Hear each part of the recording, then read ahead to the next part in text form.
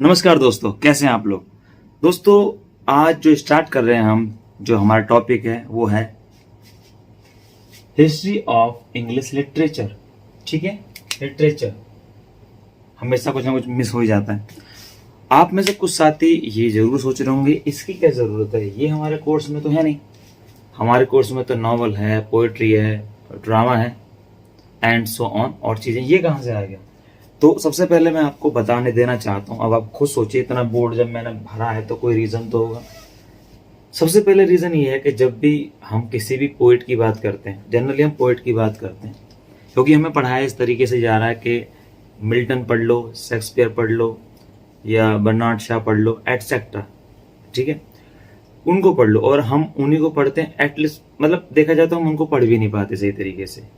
लेकिन this is not a right way.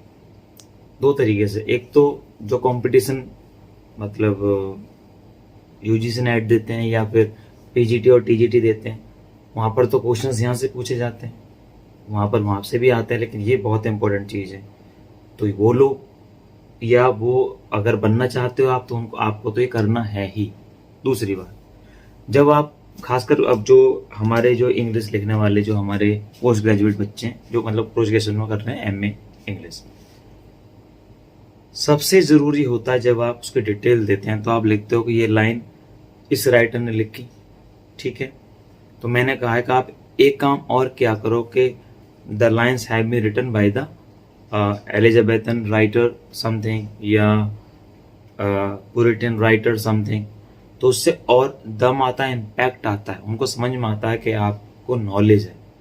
आप याद कीजिए। फिर उसके बाद एक बात और होती है कि आपको उस समय जो सोशल मूवमेंट है, एरा है, वो पीरियड है, बार बार बोल रहा हूँ, उसके बारे में लिखना है। यस, जो आपको वो बोला गया था, आपको ये वही चीज़ है जो हमने क्रॉनिकल एक ऑर्डर में बता दिया आपको। और एक बात और मैं आपको बता देना चाहता हूँ, देखा जाए अगर कोई इस तरीके से याद करता है ना, अगर पढ़ाने वाला कोई बताता है कि आपको इस तरीके से याद करना है और जो जो इसमें पॉइंट आते हैं इनको करते चले जाओ, तो आपको बड़ा आसानी से चीज़ें समझ में आ जाती हैं, कंसेप्ट क्लियर हो जाता है। देखा जाए तो इंग्लिश ये है बेसिकली जो हमारी इंग्लैंड वाली है, ठीक है, ब्रिटेन वाली है। अब इसके अंदर ही बहुत कुछ छुपा हुआ है। तो इसके अंदर मैं एक एक चीज़ बताऊंगा, बहुत टाइम लगा है, आप देख ही रहे हैं। और मैंने वैसे नहीं उठा लिया कि बस उठा लो, बस लिख दो, हो गया। ये करीबन मेरी 8वीं 10वीं वीडियो होगी, बना दिया, मिटा दिया। बिल्कुल मानता हूँ कुछ कमी हमेशा रहती है, इंसान हूँ मैं, कमी रह जाएगी। इनफैक्ट मैं जो लिखा हुआ उसका कुछ भूल भी जाऊं मैं, लेकिन मेरी तरफ से मैंने बेस्ट देने की कोशिश करी है। और आपको ऑफ कोर्स ये कंप्यूटर पे भी मिल जाएगी चीज़ें, नोट्स भी मिल जाएंगे, लेकिन जो इम्पैक्ट खड़े होके आपसे इंटरेक्शन करने में मुझे लगता है, जो मुझे अच्छा लगता है और जो मैं आपको बता पाता हूँ मेरे चेहरे से, एक्सप्रेशन से, वो मैं कंप्यूटर पर उतना मुझे दम नहीं लगता। तो लेट गेट स्टार्टेड, मैं आपको शुरुआत से ही बता देता हूँ और ज़्यादा डिटेल नहीं बताऊंगा, वीडियो बहुत लंबी हो जाएगी, लेकिन इतना जरूर बता दूंगा कि आपको बहुत मजा आएगा। ठीक है, यहाँ से स्टार्ट करें। चलो मैं इधर हो जाता हूँ। हिस्ट्री ऑफ इंग्लिश लिटरेचर हम पढ़ रहे हैं दोस्तों। ठीक है, देखिए हम पढ़ना शुरू कर रहे हैं, जो हमारी जनरली जो हम पढ़ते हैं वो पढ़ते हैं हम 450 से लेकर 1066 से। ठीक है, जनरली। अब आपको इससे पहले कुछ नहीं हुआ, इससे पहले जो होता है ना वो इतना फेमस नहीं हुआ, इतना हुआ उतना वो नहीं हुआ, इसको हम डार्क एजेस बोलते हैं। इसके बारे में जब हम पढ़ेंगे डिटेल, बहुत डिस्क्राइब करके एक वीडियो बनेगी जब इसकी। अभी तो पूरा का पूरा खत्म करना 20 मिनट में, 15 मिनट में, वो तो एक ही टॉपिक 15 मिनट का होगा। तो I will definitely describe all the minute things from dark ages and etcetera. तो शुरुआत करते हैं हम पहला एंग्लो सैक्सन पीरियड से। ठीक है, देखो दोस्तों, एंग्लो जो सैक्सन पीरियड से आप समझिए कि जो एंग्लो और सैक्सन थे, मैं आपको बताता हूँ ये कहाँ से आए। बहुत शॉर्ट ब्रीफ बताऊंगा, लेकिन आपको अच्छा बहुत लगेगा और मजा भी बहुत आएगा, बस ये चल जाए। ठीक है, आपको कोई क्या चला रहे हो आप देखिएगा, आपको समझ में आ जाएगा कि मैं क्या बताने वाला हूँ। ठीक है, देखिए ये भी चल रहे थे ना एंग्लो सैक्सन पीरियड के अंदर।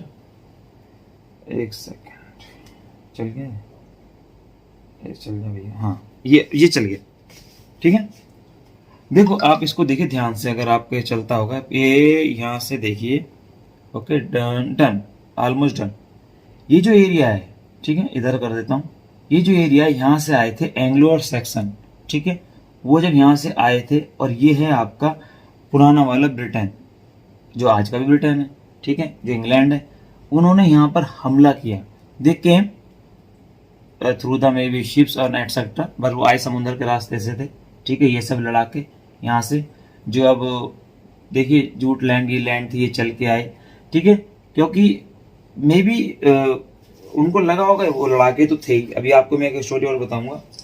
वो इतने भयंकर लड़ाका थे, इतने ज्यादा लड़ने वाले लोग थे कि इंग्लैंड में आने के बाद, कब्जा करने के बाद, जब बाद में उन्होंने पूरी दुनिया पे कब्जा किया, आप कहो उन्होंने, यस माय डियर फ्रेंड्स, ये मेरी थ्योरी है कि जब उन्होंने ब्रिटेन पे कब्जा किया, ठीक है, उसके बाद वहां के रंग बस गए वो लोग, उसके बाद ही तो उन्होंने दुनिया पे कब्जा किया है। तो मुझे तो ऐसा लगता है कि ये वही लोग थे, ठीक है। जैसे मंगोलियन प्रजाति, जो मंगोलियन है, वो बहुत लड़ाका थी, तो ये भी वही लड़ाका थे जो मुझे लगता है वो इंग्लैंड में आए, वहां रस बस गए, उनको हरा दिया और उनके लोगों से शादी की, हर चीज की, और बाद में चीजें बढ़ी। तो ये तो कोई कॉमन सेंस की बात है, इन्हीं के जो ये वंशज रहे होंगे आगे जाके जिन्होंने पूरी दुनिया पर कब्जा किया। तो this is called Anglo Saxon period या ओल्ड इंग्लिश। ये कौन सी इंग्लिश है? जो ओल्ड इंग्लिश है, जो समझ में नहीं आती है, वो मिक्स करके घुसेड़ दी, कुछ ग्रीक से ले ली, कुछ रोमन से ले ली, कुछ ये अपनी तरफ से लिया है, सब खिचड़ी पका दिया, ठीक है। इसलिए जनरली हम चौसर की जो पोएम्स हैं, पोएट्री, उसको समझ नहीं पाते, उतना टफ लगता है हमको। चौसर कहाँ से आ गया? अब आपको मजा आने वाला है। तो 450 से लेकर दोस्तों 1066, कंफ्यूजन बिल्कुल नहीं होनी चाहिए, क्लियर कट है, ठीक है। बहुत मेहनत करके बनाई वीडियो, ठीक है। और इस जो एंग्लो सैक्सन पीरियड में एक एपिक लिखा गया है, मतलब जनरली फेमस था, वैसे 2 लिखे गए, बियोवल्फ और साइनोवल्फ, ठीक है। ये एक फेमस एपिक है जो स्टैम्प पे लिखे गए। उसके बाद वक्त गुजरता है, ठीक है, एंग्लो सैक्सन खत्म होता है, उसके बाद आती है आपकी मिडिल इंग्लिश। और आप सबको पता है, कुछ लोगों को हो सकता है ना पता हो, इस इंग्लिश जो ये वाला पीरियड है, इसके अंदर एक महान पोएट का जन्म हुआ, इसका नाम है जॉफ्री चौसर। यस, जॉफ्री चौसर इसमें ही पैदा हुए, ठीक है। और जो मे बी जो रिसर्चर है उनके बीच थोड़ा सा कंफ्यूजन है कि वो 1314 में पैदा हुए, 40 में हुए, 45 में हुए, लेकिन हाँ डेथ हुई इनकी 1400 में, ठीक है। 1340 में हुए या 45 में हुए, ये कंफ्यूजन है, लेकिन जनरली 1340 से लिखा रहता है हर जगह, 1400 में ये चले गए। इन्होंने 1375 में कॉन्टेम्परेरी टेल लिखी, जो हमारे कोर्स में भी है, ठीक है। और 1400 के अंदर क्योंकि डेथ होगी इनकी, और आपको पता ही 24 ही लिख पाए, प्लान तो इनका बहुत ज्यादा था, कोर्स बढ़ जाता, ठीक है, कुछ लोग कहते हैं ऐसा। तो आपको समझ में आ गया मिडिल इंग्लिश। और मिडिल इंग्लिश जो शुरू होती है दोस्तों 1066 से लेकर 1500 तक रहती है, ठीक है, मिडिल इंग्लिश। इसमें एक ही फेमस पर्सन है, इनका नाम है जॉफ्री चौसर, ठीक है। तो ये आप इसको समझ लीजिए। उसके बाद एक बीच में कुछ शांति छा जाती है, कुछ बहुत ज्यादा काम नहीं होता। क्यों नहीं होता, इसकी बात करते हैं। इसकी बात के पीछे एक रीजन है कि 16 कि जो 1000, आप इसको समझ लीजिए, 1600 तो नहीं कहेंगे, ये समझ लीजिए कि 16 इसलिए दिमाग मारा कि 116 साल युद्ध चला, ठीक है, फ्रांस और इंग्लैंड के बीच में। इस बीच समझिए वो लोग आ गए इंग्लैंड, अब इस बीच भाई वो तो लड़ाका, फिर उन्होंने फ्रांस से लड़ाई करी, ठीक है। फ्रांस से लड़ाई चली 116 साल, जो शुरू हुई 1337 से लेकर 1453 तक चली। इसमें 3 4 5 राजा महाराजा बदले, राजा महाराजा जो इनके जो राजा थे वो बदले, किंग बदले, ठीक है, वो चलता रहा। अब आते हैं नेक्स्ट, मैं रिपीट कर देता हूं, ये आप देख लीजिए 450 से लेकर 1066 से लेकर, नोट्स बनाते रहिएगा जरूर, उसको कॉपी में लिखिए, बहुत इंपॉर्टेंट है। 1066 से लेकर 1500, ठीक है। उसके बाद एक पीरियड आता है, इसका नाम आप सभी जानते हैं। और हाँ, एक चीज और मैं बताना भूल गया इसके अंदर, कि इस वाले जो ये वाला फेज है ना, इसके अंदर और काम ज्यादा हो नहीं पाए।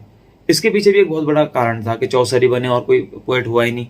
कि ब्लैक डेथ, इसके अंदर एक नाम आपने सुना होगा, ब्लैक डेथ। वो एक्चुअली क्या है कि वो प्लेग फैल गया था इंग्लैंड में 1346 से लेकर 1353 में प्लेग फैल गया था। और 1/3, ठीक है, कितना यहाँ पे 1/3, समझते हो ना मैथ के अंदर, 3 में से 1 पर्सन को मारा जाना, 1/3 का मतलब होता है 3 में से 1, ठीक है। तो इतने ज्यादा लोग मर रहे हैं, तो वहां कहाँ पोएट्री और ड्रामा छाएगा, ये तो आपको खुद समझ सकते हो, ठीक है। फिर नेक्स्ट आता है Elizabethan age, golden age of English literature या पोएट्री कह लो, कुछ भी कह लो, तो सारी कुछ इंक्लूड कर लो, ठीक है। इस एलिजाबेथन एज के अंदर Marlowe's, Spencer, Shakespeare, Ben Jonson ऐसे नामी गिरामी लोग पैदा हुए, आप सब जानते हैं, हमारे कोर्स में भी है। और एलिजाबेथन एज जो रही वो मेन हुई 1500, आपको बहुत को हिंदी नहीं आती होगी, 1558 टू 1603, ये यहां तक रही, ठीक है। और इसका ऐसा नहीं कि बहुत लंबे समय तक रही, लेकिन जितने समय तक रही बहुत अच्छी रही और लोगों ने खूब लिखा, बहुत अच्छा लिखा, क्योंकि रानी जवान थी, रानी ने बोला कि भाई कोई दिक्कत नहीं, आप लोग लिखो। शादी की थी नहीं थी एलिजाबेथन ने, तो लोगों ने खूब लिखा, ठीक है। अब एलिजाबेथन जो ये रेनेसां जो पीरियड है, रेनेसां जो पीरियड आपका ये वाला चल रहा है 1500 से लेकर 1600, ठीक है, ये रहा 1660, समझ में आ गया, 1500 से लेकर 1660, यहां से लेकर यहां से, ठीक है। एलिजाबेथन 1558 में शुरू हुआ है, और लेकिन ये पूरा का पूरा रेनेसां पीरियड जो है वो 1500 से स्टार्ट हुआ है। मैं रिपीट कर देता हूँ, कंफ्यूजन बिल्कुल नहीं होनी चाहिए। जो रेनेसांस पीरियड है वो 1500 से लेकर 1660 तक का है, और जो एलिजाबेथन पीरियड है वो 1558 का है। जो ये 58 साल है, इसके अंदर कुछ काम हुआ होगा, लेकिन एलिजाबेथन एज को फिलहाल इससे ही मानते हैं। काम चल ही रहा था, रेनेसां जो रेनेसांस पीरियड है वो ठीक था, रेवोल्यूशन तो चल ही रहा था, रीबर्थ हो ही रहा था, बदलाव आ ही रहा था, लेकिन यहाँ बदलाव अपनी चरम सीमा पे हो गया, ठीक है। मार्लोस ये मैंने आपको बताई दी। स्पेलिंग को आप देख लेना, बहुत से रेनेसां पढ़ते हैं, इसको रेनेसेंस पढ़ा कीजिए, रेना रीना पढ़िए, इसको स्पेलिंग है रीना इज सेंस, स्पेलिंग आपको दिक्कत नहीं करेगी, ठीक है। जैकोबिन एज 1603 से लेकर 1625, जैकोबिन जो एज है इसमें जॉन मिल्टन और हर्बर्ट इस वक्त में हुए। और आपको जान के बहुत ही ज्यादा मतलब खुशी भी होगी और आपको लगा रहे ये तो नॉलेज होगी। इसी बीच एक एज है वो है पुरिटन एज, जो 1625 से लेकर 1675 की है, 1625 से लेकर 1675 की है। और मिल्टन को, जॉन मिल्टन को इसको क्या बोलते थे, पुरिटन पोइट बोलते थे, क्योंकि ये पुरिटन ही थे, तो ये पुरिटन एज भी कह सकते हैं, इसको मिल्टन एज भी कह सकते हैं। और ये 1625 से लेकर 1675 की, ठीक है। एक है कैरोलिन एज।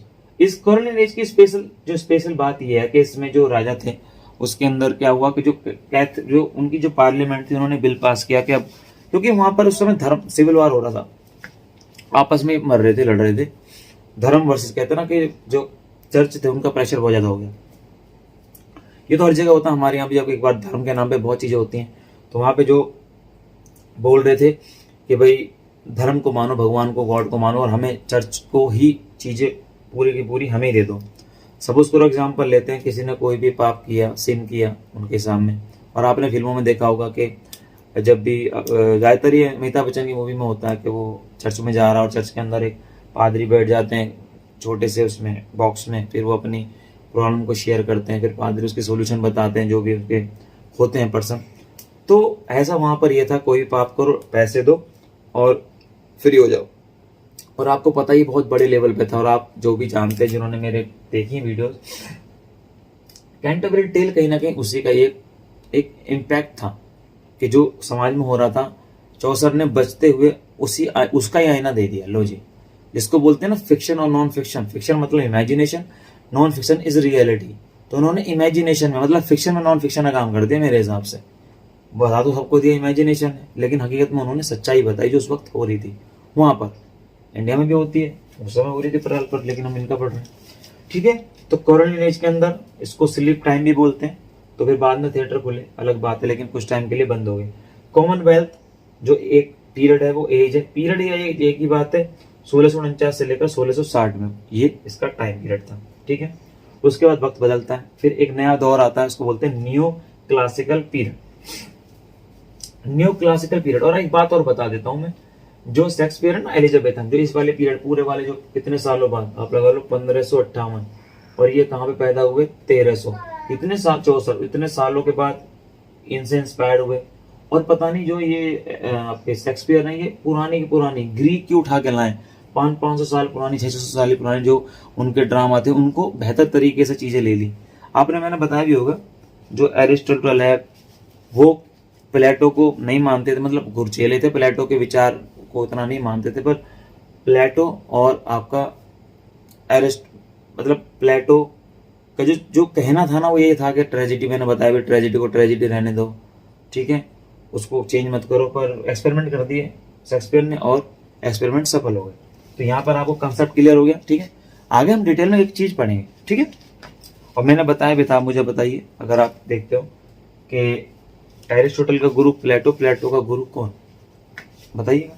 ठीक है, तो बताऊंगा अभी, लास्ट में बता दूंगा। द न्यू क्लासिकल पीरियड 1660 से लेकर चला दोस्तों 1785। ठीक है, 1660। अब देखिए बिल्कुल आ चुके हैं ये अंग्रेज, यहाँ भी बढ़ते जा रहे हैं और हमारे देश के अंदर भी आपको पता है कि घुस गए थे। ये सूरत में फैक्ट्री लगा दी थी, इस वाले टाइम पे घुस गए थे हमारे यहाँ। ठीक है, उसके बाद ये पीरियड भी 3 टाइम इंटरवल में चेंज हो रखा है। Restoration age, Augustan age, age of sensibility. देखिए इसके अंदर जो अगस्टन एज है ये हमारे काम का, इसमें अलेक्जेंडर पोप हो गए थे। अलेक्जेंडर पोप बड़ी तोप हो गए थे उस समय, इन्होंने बहुत अच्छा लिखा, थे तो बीमार से मरियल से, पर लिखा बहुत अच्छा। ठीक है, एक बात और, न्यू क्लासिकल के अंदर जॉन ड्राइडन तो आ ही गए थे, मैं बताना भूल गया। न्यू क्लासिकल में जॉन ड्राइडन का भी जन्म हो गया। और ये जॉन ड्राइडन का ये जो टाइम है ना, ये वाला, इनमें इनके सटायर बड़े फेमस हुए, ये व्यंग्य करते थे। मैक फिल्कोनी जो था उसमें आपने देखा होगा, जॉन ड्राइडन का था, उसके अंदर राजा पे इन्होंने व्यंग मारा कि राजा ने अपना मूर्ख बेटा बना दिया। आपको मैंने बताया भी था, आपने पढ़ा भी होगा। ठीक है, तो ये इसी का टाइम है। तो इस टाइम पे हमें दो हमारे पोएट मिलते हैं, जॉन ड्राइडन और अलेक्जेंडर पोप। मजा कितना आएगा जब अलेक्जेंडर पोप के बारे में क्वेश्चन आएगा, आप ये वाला टाइम दोगे और ये सब बातें बताओगे, तो एग्जामिनर को लगेगा सच में नॉलेज है। आपको लग रहा है ना मुझे नॉलेज है, ऐसे उनको लगेगा। ठीक है, उसके बाद इसके बीच एक टाइम है 1780 से लेकर 1800 का गॉथिक एक एरा है, जो इतना मतलब इतना फेमस नहीं है, पर ये है। ठीक है, उसके बाद आता है रोमांटिक पीरियड या एज। ये चलिए दोस्तों, कोई कह रहा 1785, कोई 1789, 1789, कोई 1798, कोई 1785, सबका इसमें अलग है। और ये चल रहा है 1832 तक। ठीक है, 1832 तक। ठीक है, इसमें ST. Coleridge, William Wordsworth Nobel मिला इनको। ठीक है, ये भी आप जरूर रटिएगा, मैं एक वीडियो बनाऊंगा इसमें सबको नोबेल मिला है, किसको नोबेल मिला है, ये बहुत इंपॉर्टेंट है। क्योंकि अगर किसी को नोबेल मिला और उसके बारे में पूछा जा रहा है, तो आप जब उसकी डिटेल दोगे और बताओगे इज ए नोवेलिस्ट, तो बहुत अच्छा लगता है, उनको लगता है कि हाँ नॉलेज है आपको, आपने इंग्लिश को पढ़ा है, जिया है, एंजॉय कर रहे हो। उसके बाद एक आता है जो पीरियड है, वो है विक्टोरियन पीरियड। ठीक है, 1832 से लेकर 1901, बिल्कुल आ गए यहाँ पे। कहाँ पे, जब अंग्रेजों ने हमारे पे कब्जा कर लिया था इन्होंने, तो तब तक कहानी बड़े लेवल पे हो गई थी। इसमें विलियम ब्लेक, जॉन कीट्स हमारे कोर्स में, पीबी शैली, मैंने वही लिखे हमारे कोर्स में, चार्ल्स डिकन, जॉर्ज इलियट। ठीक है, ये सब, जेन ऑस्टन, चार्ल्स लैम्ब, ये सब इसमें हो गए थे। फिर अगला था द एडवर्ड एज पीरियड, उसको 1901 से लेकर 1914। आपको पता है 1911 में हमारे जॉर्ज पंचम आए थे, वो जो फिफ्थ थे, वो वहां पे यहाँ पे आ रहे थे और यहाँ पे एक राइटर बन रहे थे बढ़िया बढ़िया। जॉर्ज बर्नार्ड शॉ, पिग्मेलियन, जिन्होंने लिखा है। जॉन, ये क्या, गोल्सवर्थी, मैं खुद ही भूल जाता लिखा हुआ, गोल्सवर्थी। ये इलिट वगैरह इसी फेस के अंदर ये हो गए। इलिट जो है सर इसमें हुआ है, मैं बता दूं क्लियर, ये वाला विक्टोरियन का है। ठीक है, ये यहाँ गया तो मैंने बोल दिया विक्टोरियन पीरियड का, क्योंकि इतना हौच-पौच हो गया, क्योंकि सारी डिटेल आपको देनी है, बेसिक कंसेप्ट आपको समझाना है। ये फाइनल वीडियो नहीं है, दिस इज सिंपल कंसेप्ट। ठीक है, ताकि आपका इन्वॉल्वमेंट हो जाए। उसके बाद एक आ गया नया जो एरा था, युग आ गया द जॉर्जियन, ठीक है, पीरियड। ठीक है, इसके अंदर आपको पता है कि 1910 से लेकर 1936 का ही पीरियड है। इस बीच एक बड़ा बवाल हुआ, वो है वर्ल्ड वार 1914 से लेकर 1918। वर्ल्ड वार के बाद लोगों ने थोड़ा सा तरीका बदल दिया, उन्होंने उसके बारे में लिखना शुरू करा। आपको पता है द वेस्टलैंड इसी का एक पार्ट है। ठीक है, जो उन्होंने लिखी है वेस्टलैंड। ठीक है, और जब वर्ल्ड वार हो गया, लोग सब दुखी थे, राइटर्स ने अपनी बात रखी कि मत करो, ऐसी सही नहीं, लेकिन अमेरिका माना नहीं, उन्होंने बम गिरा दिया। और अमेरिका क्यों नहीं माना, जापान भी तो नहीं माना, उन्होंने भी तो कांड किया। तो उसके बाद ये चलो जी ये उतारा। और इसी बीच जो जॉर्जियन पीरियड है 1910 से लेकर 1936 तक का ये। ठीक है, और अब आते हैं इस वाले पे, the modern age. Modern age जो है स्पेशल देखना है इसको, मॉडर्न एज शुरू होती है 1914 से लेकर 1945। ठीक है, इस बीच इसको पूरे को मॉडर्न एज बोलते हैं। बदलाव आ रहा था पूरी दुनिया में। ठीक है, इसके अंदर कौन बड़े बड़े खिलाड़ी पैदा होते हैं, इसमें पैदा होते हैं टी.एस. इलियट और वी.बी. यीस्ट। ठीक है, इसके अंदर जो तुर्रम खड़े पैदा होते हैं। और इसी में होते हैं सैमुअल बकेट। सैमुअल बकेट है वो मॉडर्न एज में भी है और फिर पोस्ट मॉडर्न एज में भी है, थोड़ी एज के साथ बढ़ गए होंगे और लास्ट तक काम कर रहे थे। तो पोस्ट मॉडर्न एज के अंदर ये, इसमें से सैमुअल बकेट को हमने रखा है, बाकी को नहीं रखा, क्योंकि ये सब इस बाद में इतना नहीं करा होगा, उस बाद में शायद ये खत्म हो गए, एक्सपायर हो गए, लेकिन फेमस यही हुए हैं। बकेट नहीं, अभी काम अच्छा किया। Samuel bucket waiting for God लिखा है, इनको नॉवल मिला था, क्योंकि इन्होंने क्योंकि जब मैं पहले वीडियो बना रहा था मैंने बताया था कि वेटिंग फॉर गॉड मैंने उतना नहीं पढ़ा था, बाद में मैंने इसको बहुत पढ़ा है। तो जब मैंने पढ़ा था इसको जिया महसूस किया है कि इन्होंने बहुत अच्छा लिखा है। उन्होंने जो अफ्रीका की जो है ना जो कंडीशंस है निगरों की, ब्लैक व्हाइट की, उसके बारे में बहुत खूबसूरत और बहुत प्यारा लिखा है। इसलिए मैंने देखा जितने भी अच्छे लिटरेचर के जो स्टूडेंट हैं वो इसको बोलते हैं इसे करना चाहिए।